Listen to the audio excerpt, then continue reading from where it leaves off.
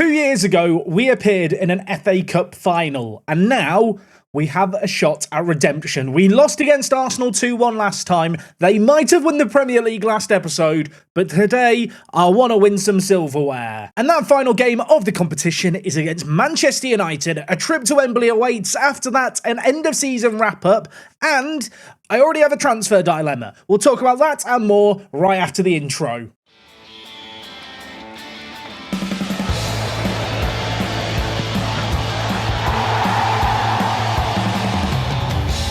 Yes, folks, how is it going? Welcome back to Park to Prem. Today is episode number 101, and yes, very observant of you, I've had a haircut. Yeah, it was annoying me. It's short now, I feel naked. But maybe after the bottling that was last episode, maybe a new haircut's what I needed. Maybe that is going to be the source of my powers. I'm certainly hoping we're going to win a cup final here. Of course, we are taking on Manchester United. Historically, we've not been amazing in cup finals yet. In fact, when you look at competitions, runner-up in the Premier League twice, runner-up in the FA Cup, we have won the Europa League. But yeah, it'd be good to win the FA Cup, wouldn't it? If I'm not mistaken, last year in Park to Prem with Guernsey, I feel like we didn't win the FA Cup. I might be mistaken. I feel like we bottled it year on year on year. I'd love to win it early this series. Now, as I already mentioned, I have a bit of a goalkeeping dilemma, and the dilemma really stems from the fact that Haddad has not wooed me this year. He's not wowed me on the dance floor or in the penalty area. The 24-year-old is undoubtedly a good goalkeeper who has had a little bit of interest in him from Arsenal. Store the fact that Arsenal have been interested in him in your mind. Haddad, by the way, he is in the media dream 11 for the Premier League. Like, he is a very good goalkeeper, but performance-wise, he's just not been that good. So I've been looking at alternatives, and two of the players I've earmarked as players that I could sign are Real Madrid players. Now, there's two options here, and I want to know which you think we should go for. We could go for the young backup, or someone to challenge in the first team, but whom I might have to, sell Haddad to bring in. So the younger of the two players is Dennis Afoni here. He is available for a measly, and I can't believe he's this cheap, £13 million. I've got him for him early because there was interest elsewhere, and before their transfer windows open, I want to try and secure his signature, potentially. This guy has 8 caps for Spain. He is a Spanish goalkeeper, a very good goalkeeper as well. Super consistent, loves important matches, but because he plays for Real Madrid, he's just not been playing a lot, and as a result of that, he's been looking for a move. I've agreed to sign him for the 13 million. As part of that deal, I have promised him that should Haddad move on, he will become the first choice. And when you compare him against Haddad, I actually think with the edge he has in the aerial department, he could maybe be a slightly better player. And then we come on to option number 2. This guy, a better player, significantly more expensive too. Bruno here, 3 times more. And, Balbuena is a good little Argentine goalkeeper. If we just compare him with his teammate in Dennis, here is the head-to-head. Bruno is definitely a better player, but he is 3 times more. He wants to be a first choice, so if I signed him, I would have to move on Haddad. And on top of that, annoyingly, Arsenal have also made a bid for him. So there is a chance that Bruno will turn us down to go to Arsenal. Given the fact that I have higher rep, I have a sneaking suspicion he's not going to want to join me anyway. In which case, the dilemma would be sorted for me. Annoyingly, though, of course, if we don't get Bruno and Arsenal get him, they're probably not going to want to sign Haddad as well. Yeah, I'd love to know down in the comments, which of these two players would you be going for? At this moment in time, I am leaning more towards Dennis. I think if we could pick him up for £13 million, it would leave us with £40 million in the bank. And there's still a few more areas of the team where I think there's room for improvement. I think, honestly, he'd just be a really good value for money signing. And of course, in terms of the overall bank balance, we've got £94 million. We've got £50 million in transfer budget, excess wage budget too. We will talk a little bit about the team and the plan for the summer following on from today's game against Manchester United. The transfer special, of course, tomorrow will be the big thing where we start to make some proper decisions. But for the here and now, you know what? Enough dilly-dallying. Let's take on De Zerbi's Manchester United. So 6 days on from our last game of the season against Chelsea in the league, we have this game here. And in terms of team news, well, the good news is the team is at full strength. And we are just going to stick with the team that we ended the season with. We had a really good run of games to end the year. Beat Chelsea, beat Manchester United, beat Liverpool. Of course, we're going to hope we can beat Manchester United again here. And I feel like we have to go into this game with a little bit of confidence. The players have played really well. I'm going to try and get them fired up for this final. I would love to win some silverware. I feel like if we don't win the FA Cup now, this season will just feel like a little bit of a failure, which is mad to say because actually, in terms of getting knocked out in the Champions League by Man City and finishing runner-up in the Premier League by 1 point, that by all accounts should be a successful season. But in a season that promised so much more at different points, it'd be tragic if we didn't come away with anything. Okay, Alex on the near side. Of course, Lehman is injured to end the year. That is why Alex is playing at left back. He gives it to Faye. Misiak, who's been goals aplenty this year, gives it to Bolton. Celik crunches it against the crossbar and it's headed away from danger inside the first minute. We're on the front foot. Riviere at deep line playmaker has picked up a booking here. This is a little less than ideal. He is actually currently unhappy at the club. He wants to sign a new deal, but he wants an unreasonable amount of money. And to be honest, I'm thinking he is the one area of the team that we need to improve in the summer. So I'm kind of thinking we're going to sell him anyway. But yeah, if he's playing for his life right now, he's not playing particularly well on a booking. Saying that, he has just played it to Misiak, who lays it to Bolton, who in the box is going to find the back of the net for his 13th goal of the year from right back. And I know a fair few of those goals are set-piece goals. He likes to get his header on things. He is very capable of doing stuff when we get the ball kind of forward. It all started here with Alex on the near side, the left wing back. Riviere, Misiak, this was a really intelligent pass, and Bolton found an inch of space, took a mile, and got it past the keeper. I want to be really G'd up and like, yeah, we're going to win now. We were winning in the FA Cup final last time we were here. It was 1-0 at half-time in that game. We lost 2-1. In this game here, though, Manchester United not doing a great deal yet in this game. We're not dominating the ball, but in terms of limiting their opportunities, we've done a very good job of that in this first half. Manchester United looking second best everywhere, and suddenly there are 3 minutes left of this half. Nothing is happening. This is a one-match episode today, Football Manager. You're meant to be providing some entertainment. You've let us down there.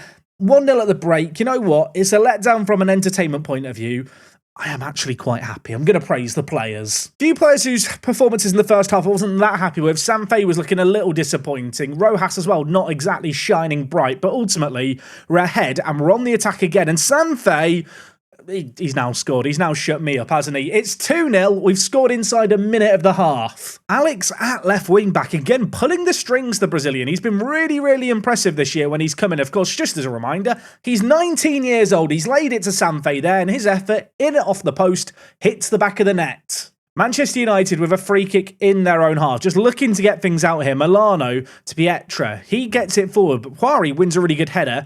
Celik is on an injury here, kind of tempted to take him off as he plays it forward to Faye. Is he onside there? If he's onside, it's an absolutely incredible goal. I have a sneaking suspicion he was off, and it's been confirmed. He was indeed offside. To be honest, it wasn't even close. Was it? I might live to regret this, but I just feel like with Celik, there is no point in keeping him on and risking a more significant injury. Ngoma is in the last year of his contract this summer. He is wanting to leave the club and not wanting to sign a new deal. It might be the last time our captain features for us here at Wembley in an FA Cup final. That feels like a good occasion to bring him on for, doesn't it? Murphy and Ngoma joined us in the National League North. He is with us in the Premier League. He's had a very good year. I'd kind of like to keep him around as a backup player, but with him looking like he's going to force a move, this might be the last time we ever see him. I'll click on him. We'll witness the number 10 in all his glory. What a career he has had. Nothing would be bittersweeter than seeing him hoist the trophy here as the ball is played to Bolton. Options in the middle. Bolton in.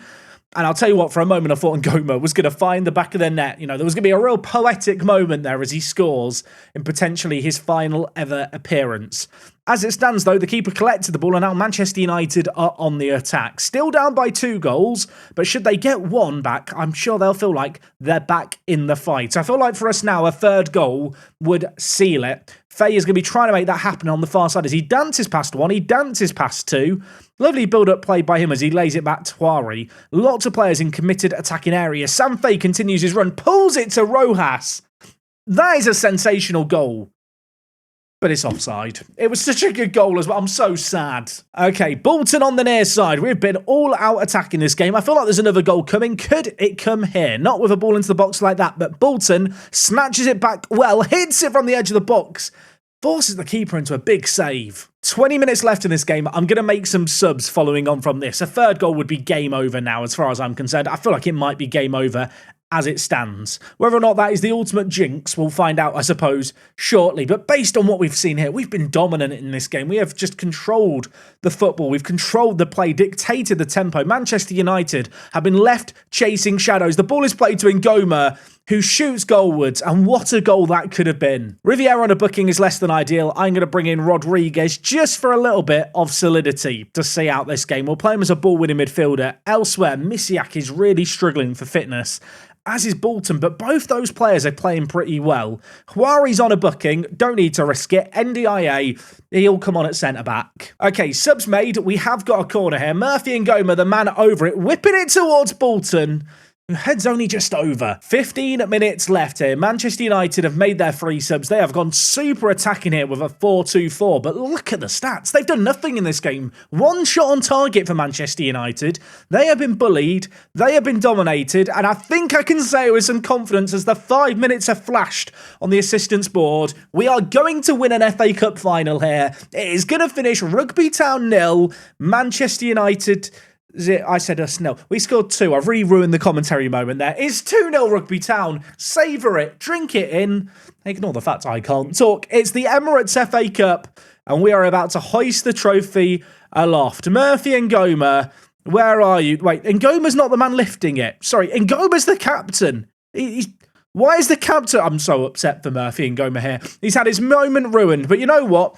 I don't care. We've won an FA Cup. We have trumped Manchester United. 3 years ago in the FA Cup semi-final, I think they beat us 6-1. This is a little bit of revenge at Wembley. A good win, a good performance. I'm very happy with the way the players played there. What a top display that was. I think that's Ngoma doing a cartwheel of all things. Sensational display there, to be honest. We absolutely dominated that game. Celik is actually injured with a pulled hamstring, so it's probably a good job we did take him off. He definitely could have aggravated that injury had we kept him on. The board are delighted, the fans are delighted, Bolton has picked up man of the match, and apparently Luis Enrique was spotted at Wembley. Apparently he's interested in Sam Fay. It's not available. He's not available. Go away. Finally, our name can be etched into the past winners of the FA Cup. Like I mentioned, a few years ago, we finished runner-up. Finally, we've done it here. Top goal scorer in the competition went to Sam Fay. Misiak with the highest average rating. Good to see us dominating these stats, especially the average ratings. Mosquera, he's sneaking in there too. Speaking of Mosquera, by the way, I've made him sign a new deal at £105,000 a week. Yes, a lot of money for a more backup player that I have told will be a regular starter. I didn't want to lose him on a free next year, so I've just made a fake promise. And actually, before I forget, in some more contract news, Celik, he's now on £200,000 a week, and he also has no release clause. Yes, this deal was signed a day before the final. Very, very happy to get this done. We have no risk of losing him in this summer. Yeah, I mean, that's just amazing news, isn't it? Anyway, I am going to mash continue and get to the end of season wrap-up bit. Like I said, I do want to discuss the squad. I think this summer we are going to have to maybe move on some players. I'm hoping with our reputation rise, maybe our players are a bit more in demand. The last few years, we've not had that much interest of significant value in players. I'd love to do a bit more wheeling and dealing this summer. I was awaiting, the end of season little pop-up thing to appear. I've got the end of season inbox items before it's come up. So let's have a look at things, starting with the overall best 11, where you can see here Misiak is one of the 3 players inducted into the overall best 11 alongside Sneddon and Haddad. And here is the overall best 11 here at Rugby Town. Rojas and McAvoy up top, Kelly and Goma Fay in the midfield, Riviera at defensive mid, Jakey Cartwright, yes, he might have left our club last year. He is actually retiring at the end of the year. He's retiring at 31. That's so sad. And in terms of the rest of the team, of course, the likes of Gasperi at West Brom, of course, he denied us a title last year, didn't he? And at right back, Ricky D, a fan favourite. He's joining Hearts at the end of the year. Yeah, that's right. He's off to Scotland. In fact, we have the end of season review thing here. It didn't automatically pop up, but if I just click the button, it works here. Right, end of season wrap up. You're thinking, what's that other trophy? Yeah, that was the UEFA Super Cup. That really feels like a lifetime ago that we won that, doesn't it? Of course, in terms of signings this year, there was one big headline signing. It was a bit of a gamble to add one big player to the team, but I think it's safe to say Celik was worth the money. He's only been given a B by the board. I feel like that is extremely harsh. 34 goals, 21 assists. Kind of unsurprising here. He was both the top goal scorer and the top assister in all competitions for us. Yes, he's injured to end the year. The good news is he's not going to miss any football for us. And at 26 years old, I mean, this is the guy to build around the team, isn't it, for the next few years and beyond. Elsewhere in terms of new signings, I think Alex was a bit of a standout player, a little bit of a surprise package, the 19-year-old. He recently made his debut for the Brazilian national team, which was absolutely massive, looking like an absolute bargain, to be fair, at £16.5 million, 8 assists in 26 league appearances for us. And in fact, it's easy to forget that actually we made a fair few big signings this year. Players like Ken came in and played defensive midfielder, did very, very well, to be honest, as the defensive midfielder for us. 7.04 rating for him. Huari, by comparison, started off the season immensely and did drop off a little bit as the season went on. But the 25-year-old is still an absolutely insane centre-back. Don't think we need to think about replacing him just yet. I will give him a season or two to adapt to football in England. £28 million, now valued at over 60.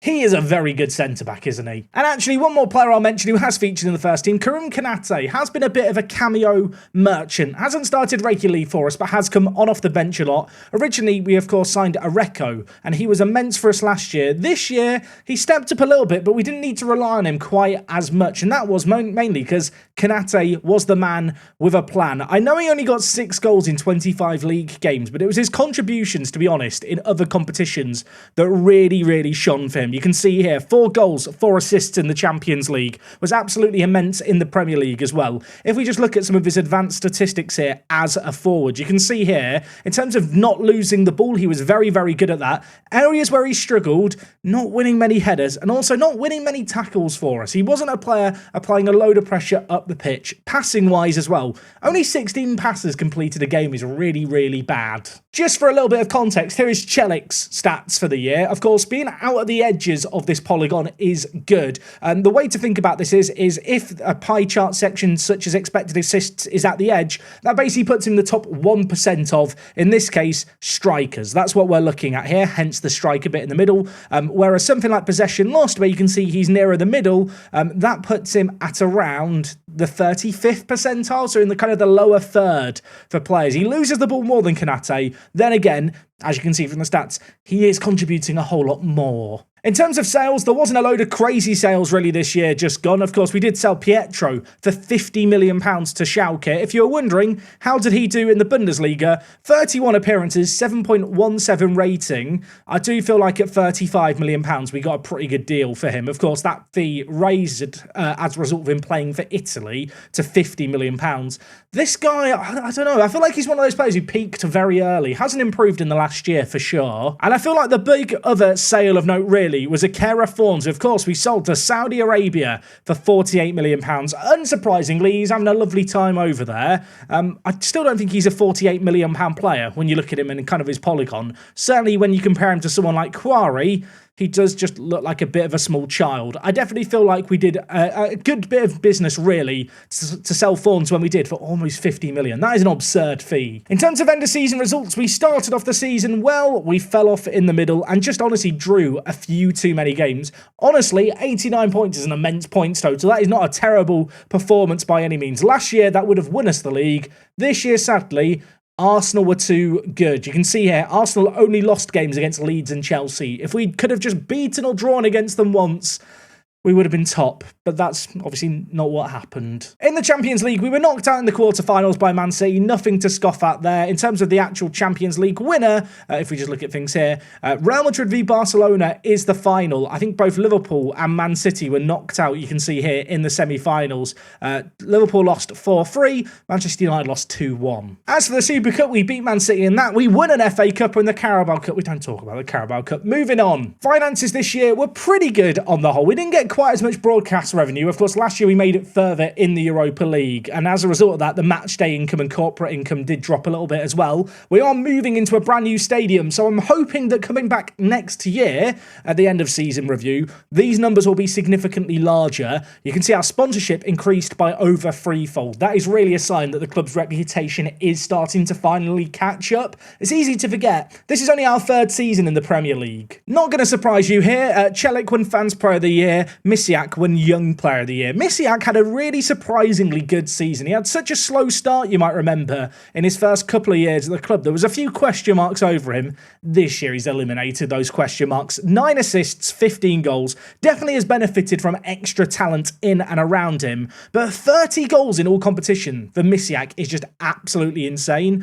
From a statistical point of view, for an attacking midfielder, you can see here, he has just been an absolute freak for us. Scoring 0.79 goals a game, 3 shots a game for him as well. He has been very, very good for us, not losing the ball a lot, and also very good at getting the ball up the pitch. Doesn't dribble a great deal with it, which you could argue is a bit of a shame. But what he does do well for us is pick out the strikers in front and bag goals himself. We do, of course, have the manager timeline. This is one of those features that I think eventually in Football Manager will be very good. You know, one day we'll be able to sit at the start of the save game and hit play, and it'll be really fun looking back on memories. But I don't know, in his current form, it just feels a bit meh. I mean, I could just leave this playing for the next 5 minutes and talk about absolute tripe, but I don't think that would be very interesting, would it?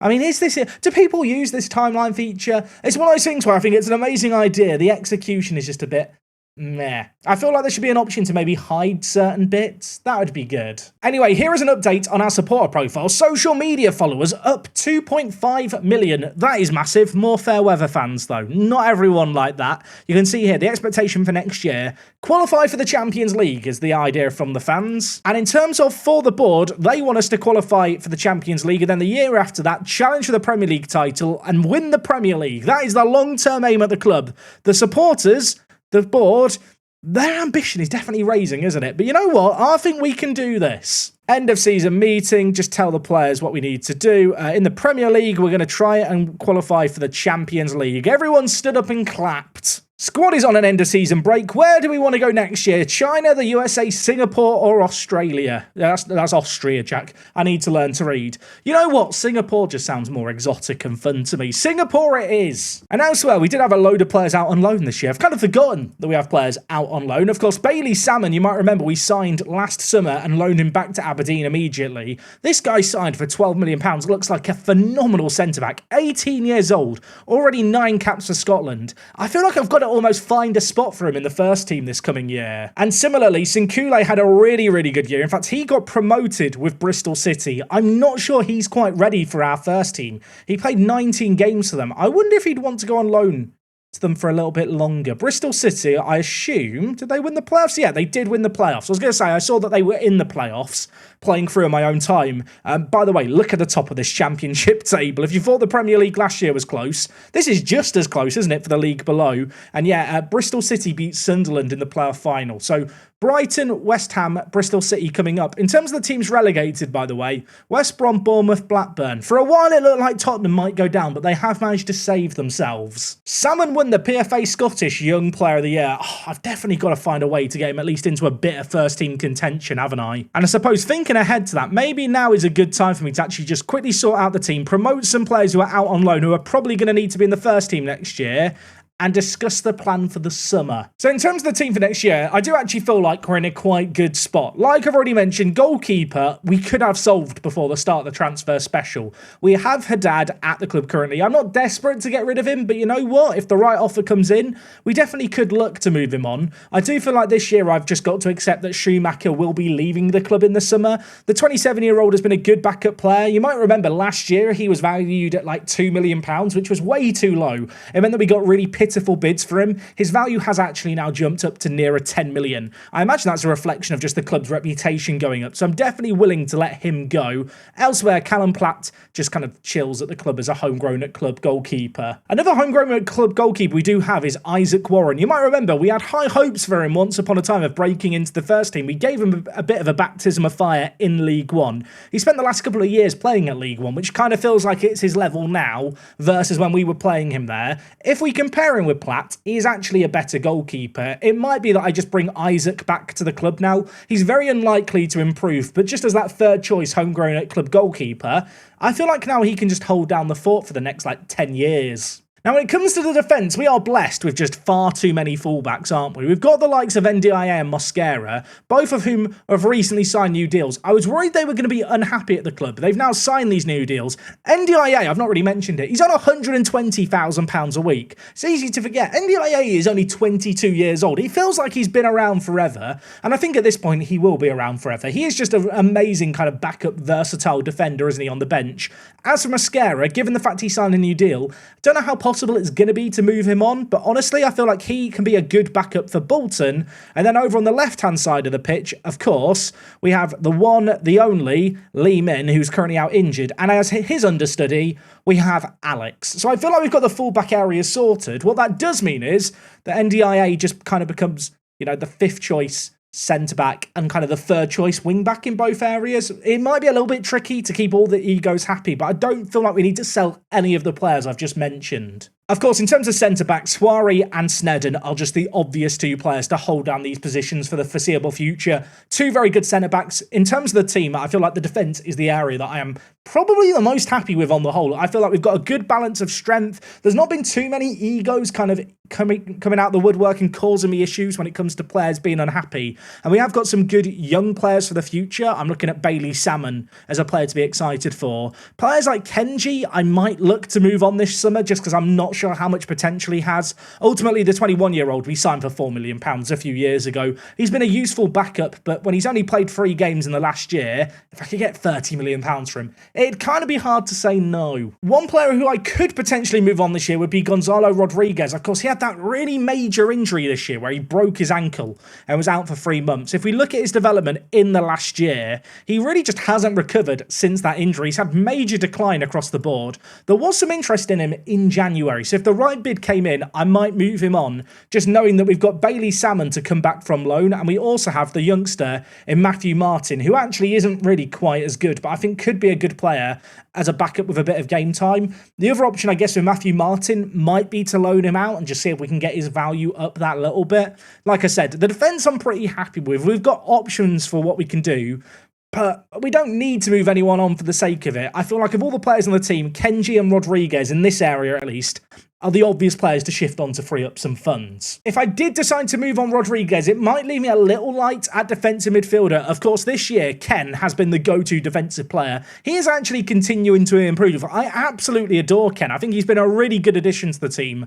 as that player in the defensive department. In terms of the deep line playmaker, that is where there's a bit more of a dilemma. Riviera's got some significant interest in him, and his value is rather high. He got a really good rating this year when we called upon him, and at a point this year, we did decide to bring him back into the team over Mark Anderson. Have been disappointed with Anderson's performances over the last couple of years, but given the fact he is 19 years old, albeit he will be 20 this summer, he's not a player who we have to move on. I think what will end up happening is Mark here will become the backup deep line playmaker. We'll move on Fabienne and then try and bring in a big, super sexy deep line playmaker with the bulk of our transfer funds. Of course, the other man who I've not yet mentioned is João Victor.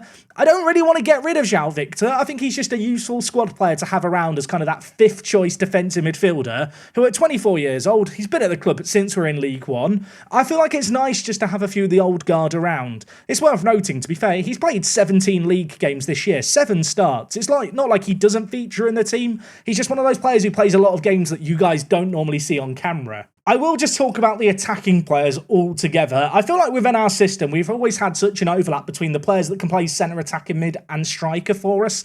This year, Rojas has been immense. I feel like we don't need to worry about the striking area in terms of the starting players. Roger Rojas got 20 goals in the Premier League. He's now become that kind of consistent 20-goal-ish a season striker for us, which in the Premier League is always going to be valuable. Alongside him, Sam Faye's had his issues this year, but we started him at centre attacking mid and he struggled. When we moved him to striker, he played way better. You can see here in the bottom right, kind of the games played in each position. This guy is a striker. I feel like I've come around to that idea now. There is some significant interest in him, but I don't intend to move him on. You can see his returns this year have been very, very impressive. And of course, naturally behind them, again, I don't think we need to change anything, but last summer I did promise Misiak that if we had a bid of £110 million, I'd sell him The Sharks are swimming around. If that £110 million bid comes in, we could have a little bit of an issue. He has still currently got 3 years left on his current deal. So in an ideal scenario, we don't lose him. In an ideal scenario, he will start alongside Celik. I feel like in terms of the attacking players,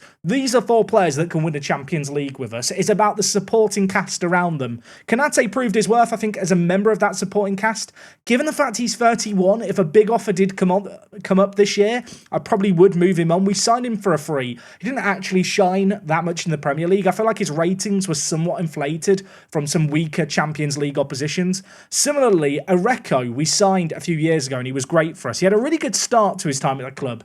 This year he didn't quite wow me in the same way. That might be really, really harsh. I feel like I almost want to give him a bit more time, given the fact he's 22. But yeah, in terms of backup strikers, maybe there's a little bit of room for improvement there. Of course, in terms of players who have been out on loan this year, we have got a couple of strikers for the future. I don't think either are quite ready. Diego, of course, was out on loan at Hibs for the second half this year. Prior to that, he was training with our youth team. He's a good player who's developed a little bit, but he's just not quite ready. And similarly, Sinkule is a very good player, just got promoted from the Championship with Bristol City. I think a loan move for him back to Bristol City, playing regular Premier League minutes, is probably the order of the day. Just speaking of loanees, another player who was out on loan this year who I think we have to sell at this point is Souleymane Kamara. The 22-year-old has been out on loan for the last year at Nice. He's had a Nice loan spell. Of course, we signed him for £70,000. We've already made back our money with the various loan moves for him. We were looking to sell him last summer and no interest came in.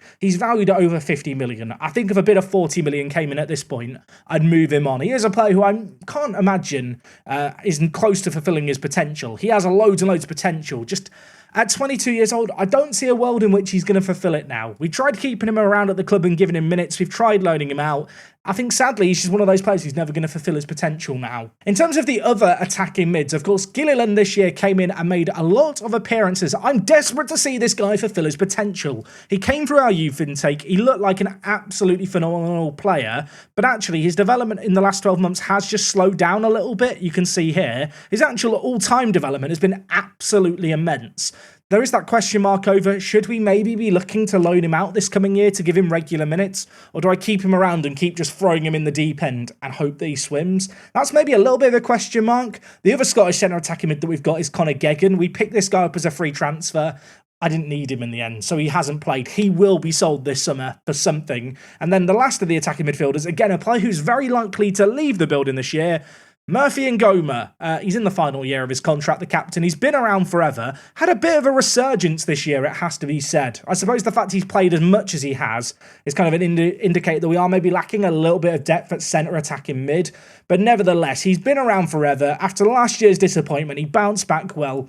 I would want to keep him around in an ideal world, but I can't afford to lose him for nothing, especially with his valuation. I feel like this year, there's going to be some heartbreaking sales. This might be the hardest one. I think if I was going to give you a preliminary starting 11 for the coming year, it'd probably look a little something like this. That defensive deep line playmaker, I think, has to be the order of the day. That is going to be the top priority. Of course, we've already got some options potentially as competition for Haddad, but when I look at the rest of the team, I'm actually pretty happy with the overall quality. I think it's just about adding a little bit of improvement here and there in terms of the depth. The current first team squad, by the way, sits at 30 players. So before we go ahead going crazy signing anyone, I do probably need to look at moving a few players on. The good news is there is some interest in some players. I'm hoping with our reputation rise, we can cash in on some of them. And on top of that, our under-21s does also have some fairly valuable players that I potentially need to sell. I'm looking at the likes of Joffrey Rassett here, who just isn't very good. I tried to sell him last year. It didn't work out. Oravec is another man who I'd kind of like to sell if possible. And of course, similarly, Rene Hansen. I think there is an option for Copenhagen to buy him. I'm hoping they're going to exercise that. There's a lot of players in the under-21s that I do just need to get rid of. Anyway, hopefully you enjoyed the squad rundown to end the season. In terms of my overall thoughts on this year, like I said, going into that FA Cup final, had we lost that, I'd be feeling disappointed. Given the fact we've just won it, there's reason for optimism. We've finished runner-up in the Premier League back-to-back years, taking it to the final day. I feel like we're knocking on the door of greatness. I'm hoping what we've experienced so far isn't going to become a trend. If we finish runner-up again next year, I will probably cry. In order to avoid that, we are going to get into a transfer special next time and hopefully bolster the team. I will see you guys next time for that one. Thank you so much for watching today's video. Take things easy. It is me, Jack, and I'll talk to you guys in a bit. I'm out.